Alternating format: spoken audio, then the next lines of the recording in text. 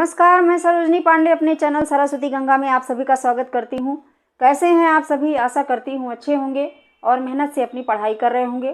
तो जैसा कि अभी तक हम शब्द पढ़ रहे थे, शब्द रचना पढ़ रहे थे, शब्द के प्रकार पढ़ रहे थे, कितने प्रकार के शब्द होते हैं ये हमने देखा है। ठीक है, आज मैं शब्द रचना के अंतर्गत ही एक टॉपिक लेके आई हूँ, उपसर्ग और प्रत्यय का। मैं आपको आज उपसर्ग पढ़ाऊँगी।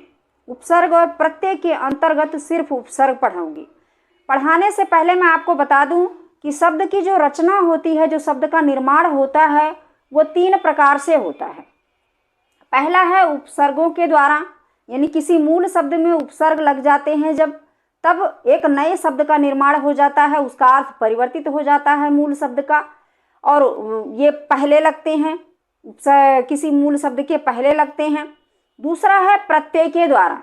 प्रत्यय जब किसी मूल शब्द में प्रत्यय उस शब्द के पीछे लगता है और उस शब्द में लग करके उसका रूप परिवर्तित कर देता है, ये हम पढ़ेंगे विस्तार से। और तीसरा है सामासिक प्रक्रिया के द्वारा, यानी कि जब सामासिक प्रक्रिया का मतलब जब हम समास पढ़ेंगे तब हम उसको जानेंगे। यहाँ थोड़ा सा मैं बता देती हूँ। सामासिक प्रक्रिया का मतलब होता है समासिक शब्द। ठीक है, जिस प्रकार से समास का संधि विच्छेद किया जाता है, समास विग्रह किया जाता है, तो समास विग्रह करने पर उसमें प्लस लग जाता है, या फिर जो भी समास होता है उसके कारक चिन्ह लग जाते हैं। यानी तत्पुरुष समास है तो उसके कारक चिन्ह लग जाते हैं, के, को, के लिए, ठीक है ना, ये सब लग जाते हैं। से, तो, द्वारा, ये सब लग जाते हैं। और समास होते हैं तो उनके अलग अलग अपनी पहचान है, वह पहचान उसके अंतर्गत लगा दिए जाते हैं। तो शब्द कितने प्रकार से निर्मित किए जाते हैं, बनाए जाते हैं? 3 प्रकार से। पहला उपसर्ग लगाकर, दूसरा प्रत्यय लगाकर, और तीसरा सामासिक प्रक्रिया के द्वारा। तो ये हमने जान लिया है। आज ये वैसे भी परीक्षा की दृष्टि से उपसर्ग प्रत्यय ये बहुत ही इम्पोर्टेंट होता है, बहुत महत्वपूर्ण होता है। पूछा जाता है कि किसी मूल शब्द में किसी शब्दांश को लगा करके जो नए शब्द बनाए जाते हैं उसको क्या कहा जाता है? तो उसको कहते हैं उपसर्ग। यानी मूल शब्द में, किसी भी मूल शब्द में आरंभ में जो शब्दांश लगाए जाते हैं उसको क्या कहा जाता है? उपसर्ग कहा जाता है। ये परीक्षा में पूछा जाता है। कोई भी ऐसी परीक्षा नहीं है जिसमें हिंदी ना आती हो। कुछ परीक्षाओं को छोड़ करके सब में हिंदी पूछी जाती है। खासकर बड़ी जो परीक्षाएं होती हैं उसमें 50-50 नंबर की हिंदी पूछी जाती है। छोटी परीक्षाओं में तो पूछी ही जाती है। तो ये परीक्षा की दृष्टि से उपसर्ग, प्रत्यय, तद्भव, शब्द, देशज, विदेशज, ये जितने मैंने पढ़ाए हैं पीछे वो सभी के सभी महत्वपूर्ण हैं। और आज मैं उपसर्ग पढ़ाने जा रही हूँ, ये भी परीक्षा की दृष्टि से अति महत्वपूर्ण है। ठीक है, तो चलिए पढ़ लेते हैं। ये मैंने लिख रखा है आपकी सुविधा के अनुसार कि जो शब्द निर्माण की प्रक्रिया होती है वो 3 प्रकार से होती है। कौन कौन सी? उपसर्गों द्वारा, प्रत्ययों द्वारा, ये मैंने जो है उदाहरण भी लिख दिए हैं थोड़े बहुत, और समास प्रक्रिया द्वारा। ठीक है, तो मैं इसे बाद में बताऊंगी, विस्तार से पढ़ाऊंगी। अभी मैं इतना ही बता रही हूँ। यहाँ मैंने उपसर्ग की परिभाषा लिख दी है कि उपसर्ग भाषा के वह लघुत्तम खंड हैं जो शब्द के आरंभ में लगकर नए नए शब्दों का निर्माण करते हैं। यानी कि वह शब्दांश हैं, उपसर्ग वह शब्दांश होते हैं जो किसी मूल शब्द के प्रारंभ में लग करके उसके रूप में परिवर्तन कर देते हैं। ठीक है, ये मैंने कुछ उदाहरण लिख रखे हैं, जैसे बी प्लस नाश। ये बी उपसर्ग हो गया, नाश मूल शब्द है, इसमें इसको हमने जोड़ दिया तो हो गया विनाश। ठीक है, विनाश का मतलब नष्ट हो जाना। और मान मूल शब्द है, इसमें हमने अप उपसर्ग जोड़ दिया तो ये हो गया अपमान। मान का मतलब होता है इज्जत, मान, सम्मान, और उसमें अप जोड़ दिया तो हो गया अपमान। अपमान माने बिना सम्मान के, निरादर। ठीक है, और ईमान मूल शब्द है, इसमें हमने बे उपसर्ग जोड़ दिया तो हो गया बेईमान। ईमान का मतलब ईमान होता है ना, ईमान धर्म कहते हैं उसको। ठीक है, सच्चाई पे चलना, झूठ नहीं बोलना, चोरी नहीं करना, ये सब। तो अब इसमें बे उपसर्ग जोड़ दिया, फिर क्या हो गया? बेईमान। कहते हैं ना तो बड़ा बेईमान आदमी है ना। बेईमान का मतलब झूठ बोलता है और जो है चोरी डकैती करता है। ठीक है, या हमसे बेईमानी करता है, हमें ठगता है ना, तो उसे बेईमान कहा जाता है। तो ये था कुछ, मैंने थोड़े थोड़े उदाहरण दे रखे थे जो कि देखिए ये मूल शब्द के पहले जुड़े हुए हैं, है ना। उपसर्ग इसी को कहा जाता है। अब मैंने लिखे हैं उपसर्ग के प्रकार। उपसर्ग के कितने प्रकार का उपसर्ग होता है? तो उपसर्ग होता है 3 प्रकार का। ठीक है, कौन कौन से उपसर्ग होते हैं ये मैंने लिख रखा है। पहला है तत्सम उपसर्ग। तत्सम उपसर्ग का मतलब होता है वह उपसर्ग जो संस्कृत भाषा से लिए गए हैं, जो संस्कृत भाषा में प्रयोग किए जाते हैं, वह उपसर्ग तत्सम उपसर्ग कहलाते हैं। ठीक है, तो तत्सम उपसर्ग का ये मैंने कुछ उदाहरण लिख रखा है, जैसे आति, आधि।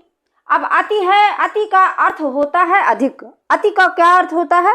अधिक होता है, यानी कोई चीज जरूरत से ज्यादा।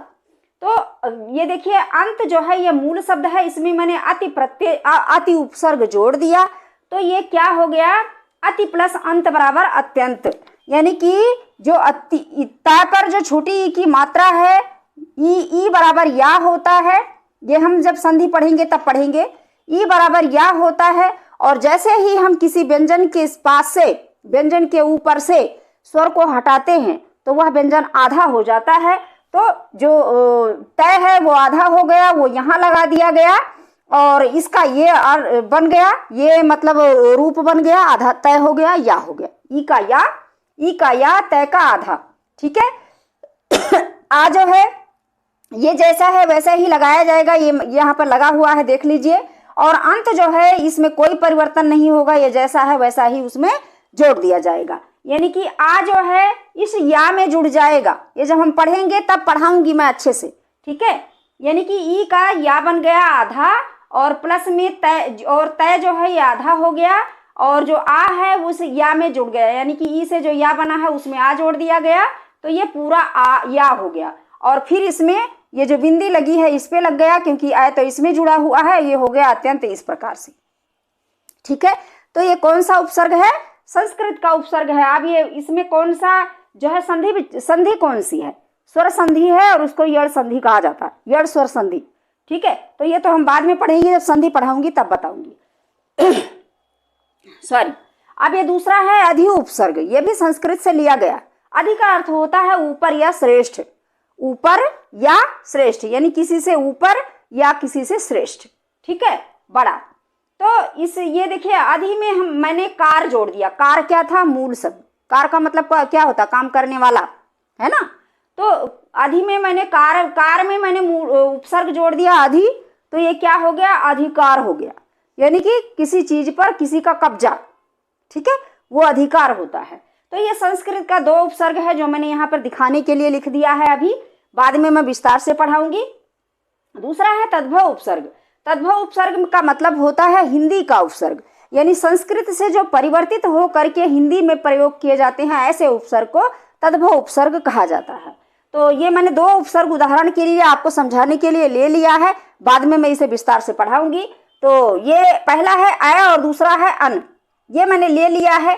तो जैसे अय और अन का अर्थ होता है, अय और अन का मतलब होता है अभाव। अभाव माने कमी, या फिर निषेध यानी नकारात्मक। ठीक है, जो ना हो ऐसे को। तो अन या अन, आ या अन का अर्थ होता है अभाव या निषेध। ये भी परीक्षा में पूछा जाता है, इसलिए बता रही हूँ। ठीक है, कई सारी परीक्षाओं में पूछा हुआ है। तो अब देखिए पढ़ना, पढ़ का मतलब क्या होता है? ये क्रिया शब्द है, और पढ़ का मतलब होता है पढ़ना, यानी पढ़ा लिखा। इसमें मैंने अन उपसर्ग जोड़ दिया। अब ये क्या हो गया? अनपढ़। क्या हो गया? ये अनपढ़, उल्टा हो गया। ठीक है ना। तो ये जो उपसर्ग है इसी के कारण ये इसका अर्थ उल्टा हुआ है, नहीं तो ये यहाँ तो ये लिख रहा था पढ़ना, है ना। तो इस प्रकार से जो है उपसर्ग हैं ये रूप परिवर्तित कर देते हैं। कहाँ जुड़ते हैं? ये पहले जुड़ते हैं, मूल शब्द के पहले, प्रारंभ में जुड़ते हैं। ठीक है, दूसरा मैंने लिखा है तद्भव उपसर्ग में उन। उन का अर्थ होता है कम, यानी किसी से कम। ठीक है, चाहे वस्तु हो, व्यक्ति हो, वो चीज तो कम होता है। अब ये देखिए मैंने एक उदाहरण लिख दिया है, उन प्लस 40 बराबर 49। 49 या भी किससे कम है? 50 से कम है। 50 से 1 नंबर कम है, उसे कहते हैं 49। कम है ना। ठीक है, तो ये कम को दर्शाता है उन। तो ये तद्भव उपसर्ग थे 2-3 मैंने जो बताए हैं आपको।